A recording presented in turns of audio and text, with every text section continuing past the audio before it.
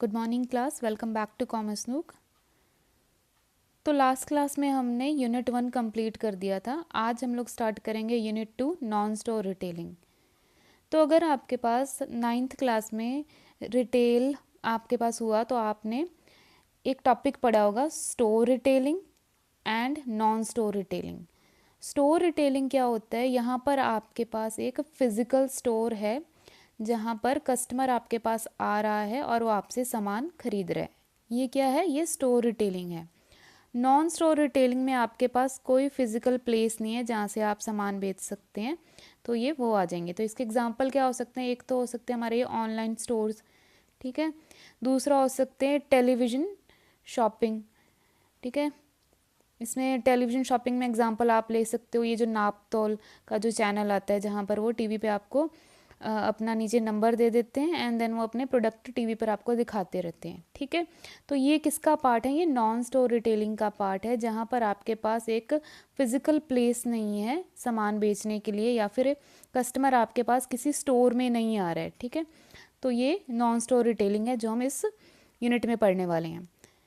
तो सबसे पहला जो सेशन है इसके अंदर है हमारे पास e retailing logistic. E retailing यानी कि इलेक्ट्रॉनिक रिटेलिंग, यानी कि ऑनलाइन स्टोर्स के बारे में, ऑनलाइन रिटेलिंग कैसे होती है इस सेशन में हम लोग वही पढ़ेंगे। तो कैसे आप एक ऑनलाइन स्टोर में सामान खरीदते हैं? कस्टमर क्या करेगा? वो आपकी वेबसाइट पे आएगा, ठीक है। जो उसे प्रोडक्ट चाहिए होगा वो उसे सेलेक्ट करेगा, ठीक है। सेलेक्ट करने के बाद वो उसे अपने शॉपिंग कार्ट्स में डाल देगा। देन वो चेकआउट करेगा। चेकआउट यानी कि अब वो पेमेंट करेगा वहाँ पर, ठीक है। जैसे कि फ़िज़िकल स्टोर में भी एक चेकआउट एरिया होता है, सेम होता है हमारा वेबसाइट के अंदर भी एक चेकआउट एरिया है जहाँ पर पेमेंट होगी जो भी उसने सामान खरीदा है, ठीक है। देन वो अपनी सारी की सारी डिलीवरी की इन्फॉर्मेशन डालेगा, क्या एड्रेस है उसका, देन कहाँ पर वो डिलीवरी करवाना चाहता है, राइट। सारे का सारा जो टोटल आ जाएगा बिलिंग का वो उसे चेकआउट एरिया पे मिलेगा। देन किस मोड से वो पेमेंट करना चाहता है, अगर कोई कूपन उसे लगाना है देन वो उसकी इन्फॉर्मेशन वहाँ पर दे देगा, राइट। ये सब करने के बाद क्या है, ये सारी की सारी इन्फॉर्मेशन है वो उस ऑनलाइन स्टोर या फिर वेबसाइट के अंदर उस कस्टमर की सेव हो जाती है। अब इससे फ़ायदा क्या होता है कि बार बार कस्टमर को अपनी इन्फॉर्मेशन नहीं डालनी पड़ती है, राइट। तो ये प्रोसीजर होता है हमारा वेबसाइट से सामान जब भी कस्टमर खरीदेगा, ये उसका प्रोसीजर होता है, ठीक है। तो नेक्स्ट टॉपिक इसमें हमारे पास क्या है? Payment methods in e retailing. किस तरीके से आप ऑनलाइन पेमेंट कर सकते हैं जब भी कोई सामान खरीदते हैं। तो पहला तो कॉमन ही है, कैश के थ्रू जब भी कोई सामान आएगा आप दैट टाइम पे कैश उन्हें कॉइन्स या बैंक नोट्स उसे उन्हें प्रोवाइड कर सकते हैं, ठीक है। सेकंड है क्रेडिट कार्ड, जो कि आप बैंक आपको प्रोवाइड करता है या फिर कोई फाइनेंशियल इंस्टीट्यूट्स हैं वो आपको प्रोवाइड करते हैं और आप उससे परचेज़ कर सकते हो सामान। नेक्स्ट डेबिट कार्ड आ जाते हैं। डेबिट कार्ड का बेनिफिट ये है कि ये आपके सेविंग अकाउंट से पैसे कटेंगे। क्रेडिट कार्ड में क्या है, वहाँ पर आप जितने आपके अकाउंट में पैसे हैं उससे थोड़ी एक्स्ट्रा शॉपिंग कर सकते हो, ठीक है। लेकिन आपको बाद में पैसे देने होते हैं बैंक को विद इंटरेस्ट। लेकिन डेबिट कार्ड में आपके सेविंग अकाउंट में, यानी कि जितने आपके पास पैसे हैं उतने की ही आप शॉपिंग कर सकते हो, राइट। अगेन ये आपको डेबिट कार्ड और क्रेडिट कार्ड दोनों आपको बैंक प्रोवाइड करते हैं। देन है मोबाइल पेमेंट। मोबाइल पेमेंट में आ जाएंगे जो भी आप गूगल पे आ गए, यूपीआई, पेटीएम वगैरह, ये जो ऐप्स आपने इंस्टॉल किए हैं अपने स्मार्टफोन्स के अंदर उसके थ्रू आप पेमेंट कर सकते हैं।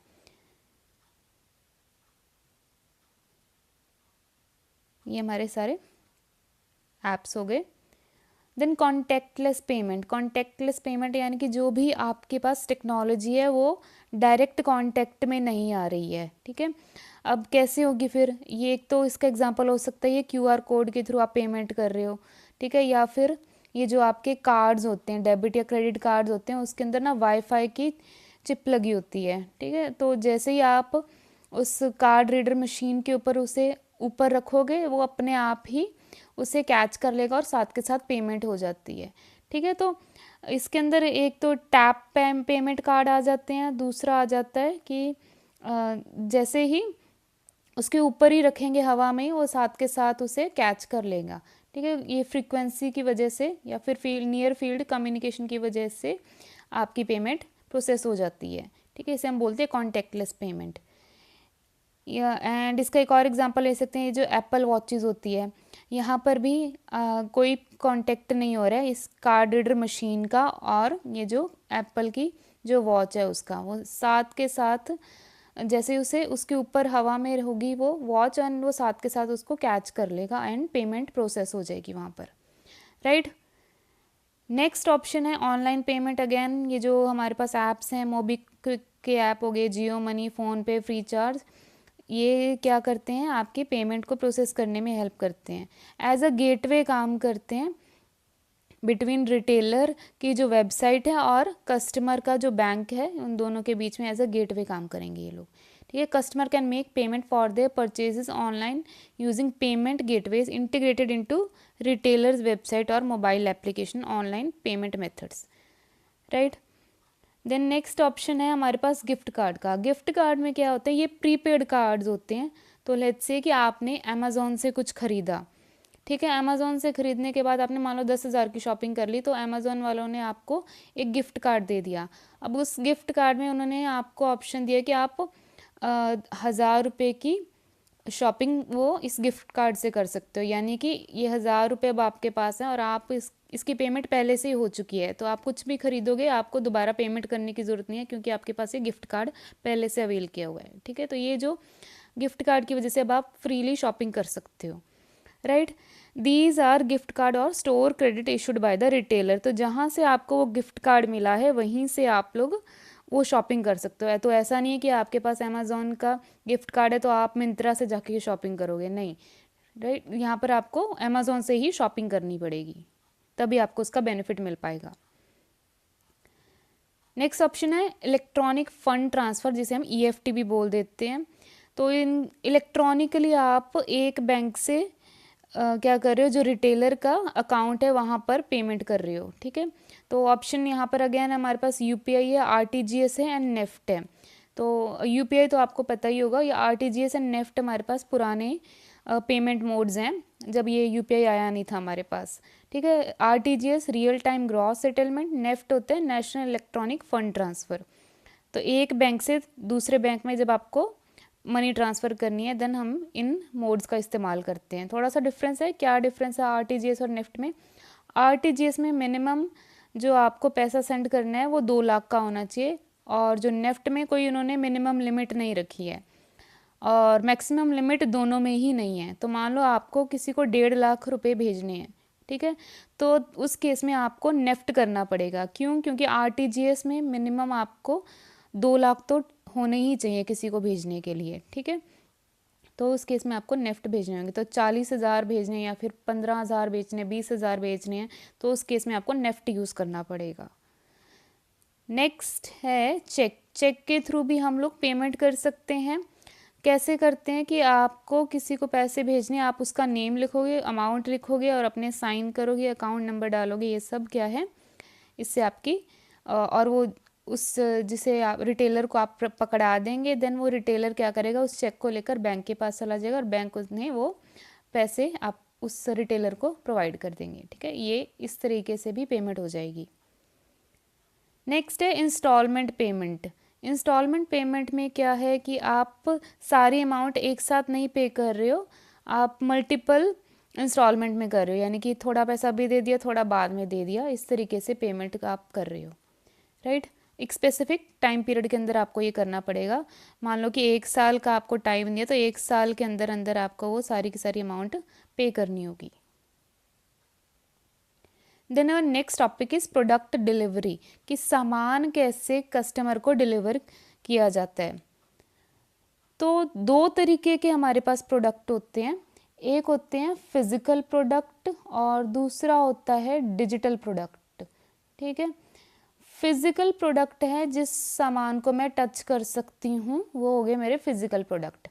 डिजिटल प्रोडक्ट हैं, इसके आप एग्जांपल ले सकते हो, कोई ई-बुक हो गई, कोई सॉफ्टवेयर हो गया, कोई म्यूज़िक हो गया, कोई मूवी हो गई, कोई इमेज हो गई, या आपने अपने कंप्यूटर या मोबाइल में डाउनलोड कर ली, तो ये अब डाउनलोडेड फाइल कौन सी है, ये डिजिटल फाइल है। ठीक है, फिज़िकल हो जाएगी आपके पास कोई आप कोई फिजिकल बुक जैसे आपने ले ली, डिजिटल में क्या आ जाएगा, ई बुक है आपके पास, कोई पीडीएफ वर्जन में आपके पास कोई बुक है तो वो डिजिटल में काउंट होती है।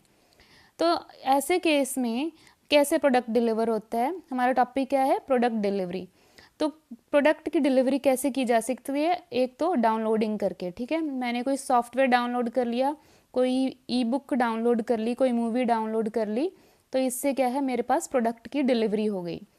सेकंड क्या है, ड्रॉप शिपिंग। ड्रॉप शिपिंग में क्या होगा कि जो सामान है उसका ऑर्डर किसके पास आया, डायरेक्टली मैन्युफैक्चरर के पास आया और मैन्युफैक्चरर ने उसके बाद कंज्यूमर तक उसके घर पर सामान पहुंचा दिया, यानी कि रिटेलर को बाईपास करते हुए मैन्युफैक्चरर ने डायरेक्टली कंज्यूमर को सामान पहुंचा दिया। ये कौन सा एग्जाम्पल है, ये ड्रॉप शिपिंग का एग्जाम्पल है, ठीक है। यहाँ पर भी अगेन प्रोडक्ट की डिलीवरी हो गई। देन नेक्स्ट प्रोडक्ट डिलीवरी में क्या आ जाएगा, इन स्टोर पिकअप।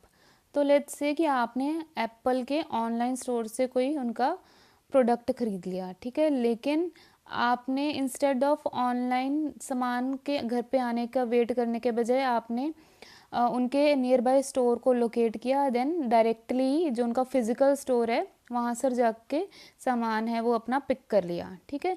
तो इंस्टेड ऑफ कि आपने वेट करने के बजाय कि घर पे डिलीवरी है, आप अपने घर के आसपास ही देखोगे उनके स्टोर कौन सा आपके पास में है, देन वहाँ से आप अपना सामान पिक कर लेते हो, ठीक है। तो इसे हम बोलते हैं इन स्टोर पिकअप, राइट। नेक्स्ट है प्रिंटिंग आउट। यहाँ पर आपको कोई भी बिजनेस है या फिर कोई भी रिटेलर वो आपको कोई डिजिटल कोड भेज देगा या कोई डिजिटल फाइल भेज देगा, तो उससे आप क्या करोगे, आप उसे शो कर सकते हो अपने फ़ोन में या फिर प्रिंट कर सकते हो। अब इसमें क्या क्या आ जाएगा, एक तो मूवी टिकट्स आ जाएंगी, गिफ्ट कार्ड्स आ जाएंगे या फिर कोई डिजिटल कूपन्स आ जाएंगे जो आप शो करके वो सामान को परचेज़ कर सकते हो, ठीक है। देन नेक्स्ट है shipping. The product is ship to a customer designated address. तो जब भी आप कोई सामान मंगवाते हो तो आपको एक मैसेज आता होगा, सामान your product has been shipped by the, जो जहाँ से भी आपने सामान मंगवाया है, ठीक है। तो वही है ये भी कि जो कस्टमर का डेजिग्नेटेड एड्रेस जो उसने प्रोवाइड किया है रिटेलर को, वहाँ पर अब सामान शिप किया जा रहा है, ठीक है। तो ये इस तरीके से भी प्रोडक्ट की डिलीवरी हो गई।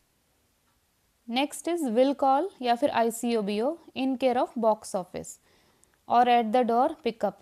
Customer pickup pre purchase tickets for an event such as play, sports event, concert, theatre, इधर just before the event or in advance. तो मेजरली आजकल क्या होता है कि जितने भी इवेंट्स होते हैं स्पोर्ट्स के, या कोई प्ले हो रहा है या कॉन्सर्ट हो रहा है या कोई भी मूवी लगी है, तो उसके टिकट्स हम लोग पहले से ही खरीद लेते हैं, ठीक है। देन उसके बाद हम वहाँ जाएंगे, देन उस टिकट को शो कर देते हैं एंड देन हमें एंट्री मिल जाती है, ठीक है। देन अगेन ये क्या है, एग्जांपल है हमारे प्रोडक्ट डिलीवरी की, कि हमने उस इवेंट को पहले से ही उसकी टिकट्स खरीद ली हैं एंड उसके बाद हम लोग वहाँ जा रहे हैं और हमें एंट्री मिल जाती है, ठीक है। नेक्स्ट टॉपिक है कस्टमर नीड एंड एक्सपेक्टेशन, कि एक ऑनलाइन स्टोर के अंदर एक कस्टमर की क्या नीड है, क्या उनकी एक्सपेक्टेशन रहती है। तो सबसे पहले तो जो भी बिजनेसेस हैं उनकी जो वेबसाइट होगी वो हमेशा यूज़र फ्रेंडली होनी चाहिए, वो जो उसका डिज़ाइन है वो सिंपल होना चाहिए। जितना ज़्यादा आप अपने वेबसाइट को कॉम्प्लिकेट करोगे उतना ज़्यादा कस्टमर का जो एक्सपीरियंस है ना वो ख़राब होता है, ठीक है। तो अपनी वेबसाइट को हमेशा सिंपल रखना चाहिए एंड यूज़र सेंटर्ड होनी चाहिए, right. Then your website must support the company's existing culture and brand name while fulfilling customer needs. तो यहाँ पर क्या बोलने की कोशिश कर रहे हैं कि जैसा आपकी कंपनी का कल्चर है या फिर जिस चीज़ के लिए आप लोग जाने जाते हैं, जो ब्रांड नेम है आपका, वो मैच करना चाहिए आपकी वेबसाइट के साथ, ठीक है। तो एग्जांपल ले लेते हैं अगेन इसका, ज़ारा की जो वेबसाइट है वहाँ पर आपको मेजरली क्या दिखेंगे, ब्लैक एंड वाइट का वो सारा का सारा ग्राफिक्स दिखेंगे, ठीक है।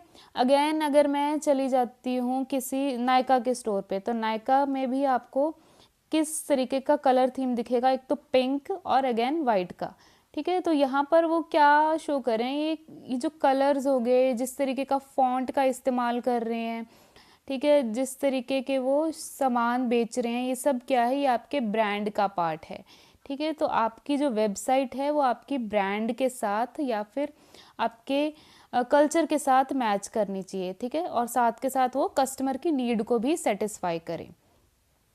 Next is website should clearly communicate how the business values its customer.